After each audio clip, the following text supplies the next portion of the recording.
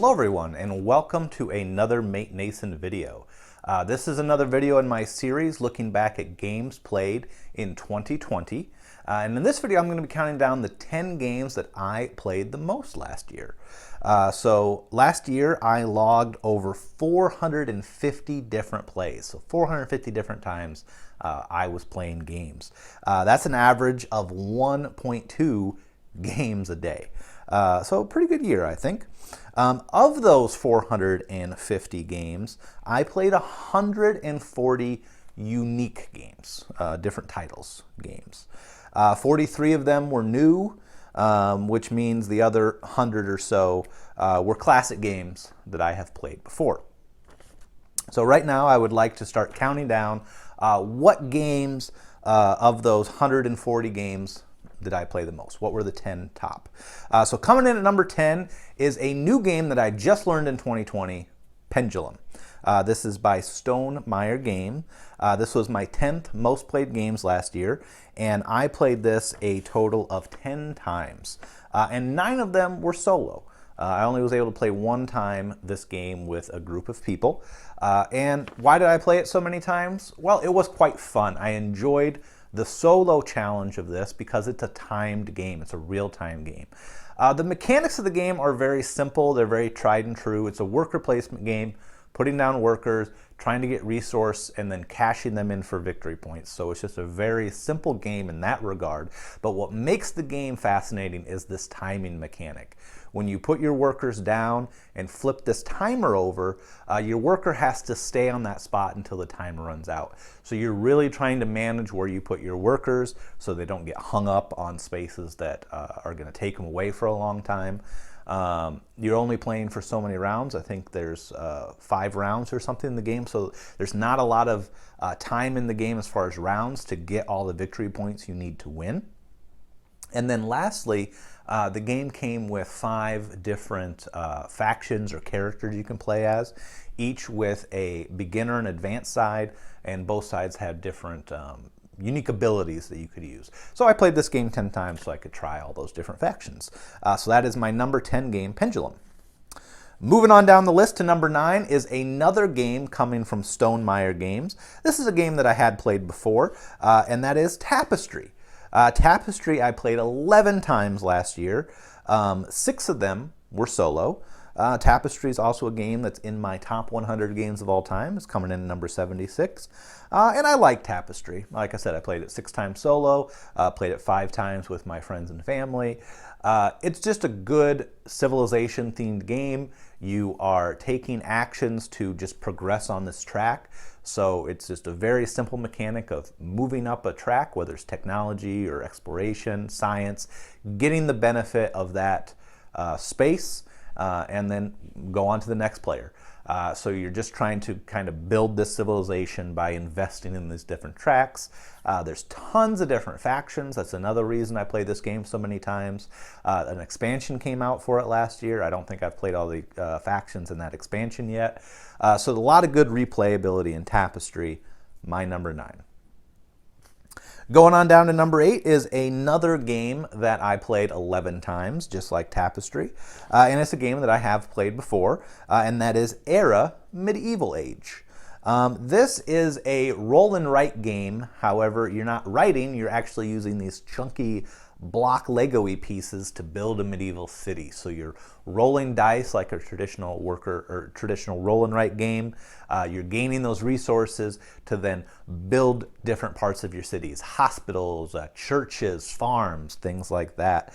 I played this game, like I said, 11 times. It also has a solo mode. I played it 6 times solo, where again, you're just rolling the dice and trying to get the best score you can by building this best medieval city. It's really fun to play with other players as well. With other players, there's a mechanic where you can steal and rob things from them or hurt them by rolling some different symbols on dice, which is a lot of fun.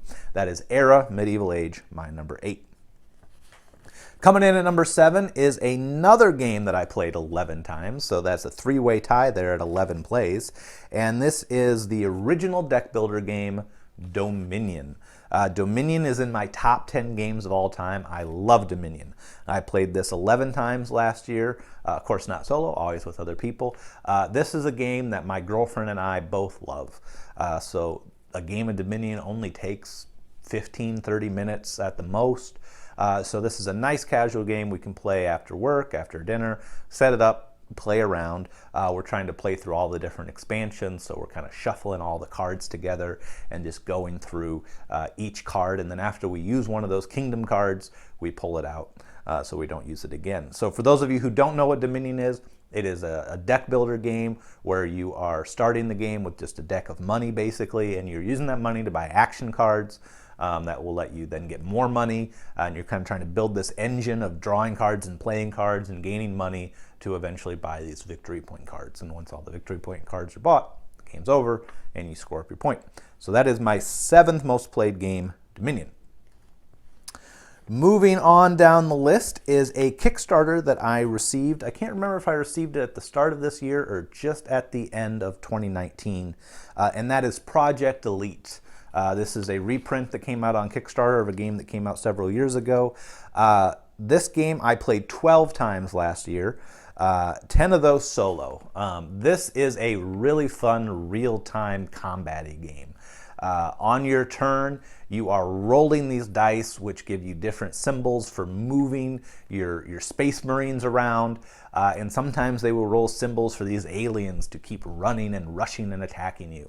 And so you have 2 minutes each round to roll those dice as many times as you can to try to move your marines around, shoot the aliens, but every time you roll one of those red aliens' faces on the dice, the aliens start rushing at you.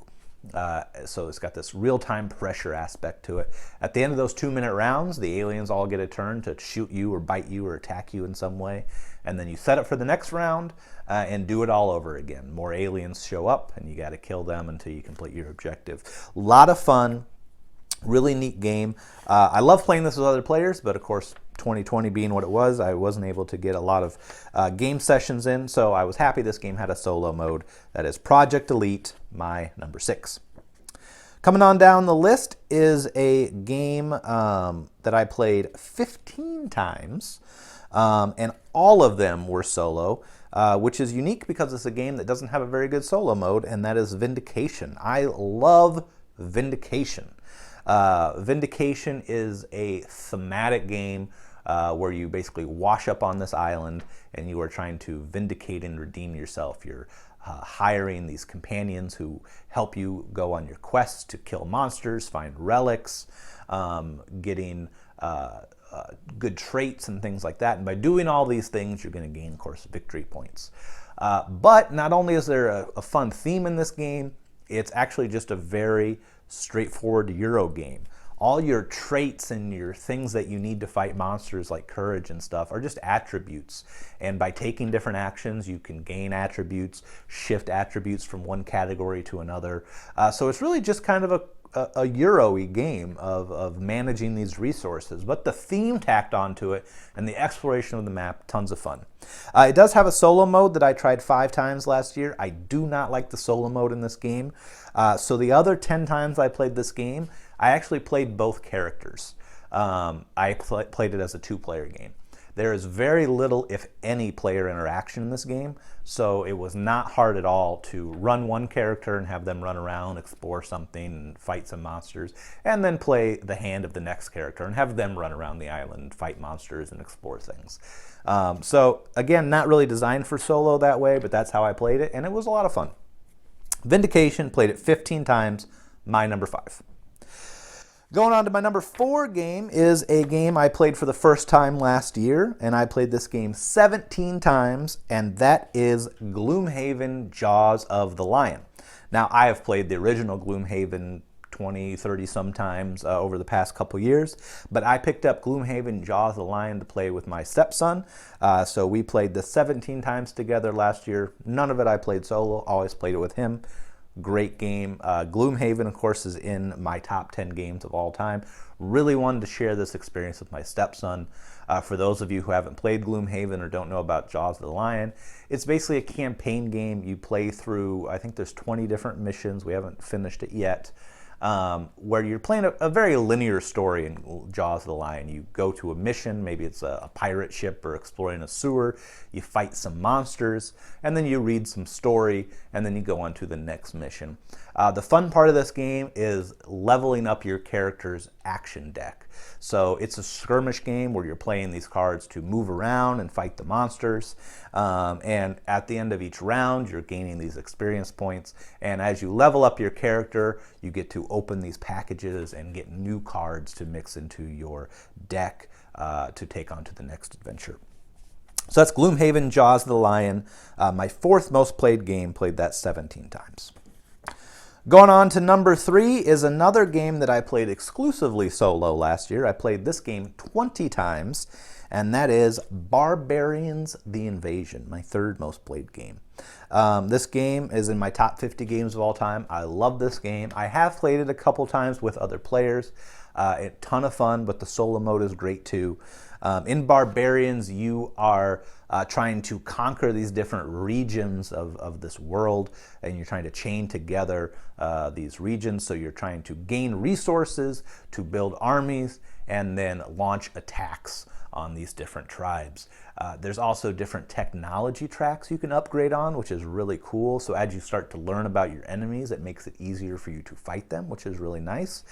You can also upgrade your, I don't know if you'd call it your home base or your tribe, and that gets you maybe, for example, more resources when you take basic actions, or it upgrades your ships so you can sail to further areas on the map to wage your conquests. But probably the neatest aspect of this game is the worker placement mechanic itself. In Barbarians, your worker placement actions are a volcano ring. And so you start setting your workers down on the top part of this volcano, and then on your next turn, you move down to the next ring of the volcano, and so on and so forth. So as you're going down this volcano, you have to kind of follow a path of actions. But there are also upgrade cards you can get that allow you to turn this volcano's action wheel. So you can kind of try to position the wheel's actions to kind of get you the best beneficial action. Tons of stuff to think about in this game. Resources, armies, technologies, map manipulation and conquest, as well as action selection through that worker placement. So Barbarians, great game. My number 3 most played game. Played that 20 times last year. Going on to my number 2 most played game. This is a game that is in my top 10 games of all time. Love this game. I played this game 27 times last year. 21 of them were solo, and that is Edge of Darkness by John D. Clare. He, of course, made the series Mystic Vale, and this is his magnum opus to his card crafting mechanic, and I love it. I love deck building. Like I said, Dominion's in my top 10, so of course I do love Edge of Darkness. In Edge of Darkness, you're building a communal deck, but what you're doing is you are crafting the cards in this deck. So you're customizing them. Each card starts with one action, and as you take your actions in your turn, you are sliding in more cards to then have that card have 2 actions, and then you could slide in a third one. So now when you play this card, you're getting 3 actions out of it, so you get to upgrade them. That's great. There's also a worker placement mechanic in this game where you're sending these workers out to different regions in the city to try to get people to join your guild to help protect this city from the darkness. As the darkness approaches, there's this beautiful threat tower. You're dropping cubes in to see which one of the characters, which one of the players these monsters are going to attack. So you need to take actions to maybe preemptively fight these monsters. So you can go on these monster hunts that are really fun.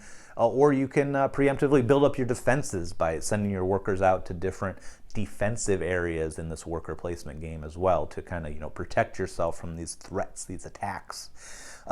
All of that, of course, is based around this card crafting mechanic of building this deck and getting these actions to help you. Love this game. Just like Dominion, this game comes with, I think, 60 to 80 different cards, so every game is very different and unique. Love it, love it, love it. Edge of Darkness, my number 2, played that 27 times. And finally, my number 1 most played game of all time last year.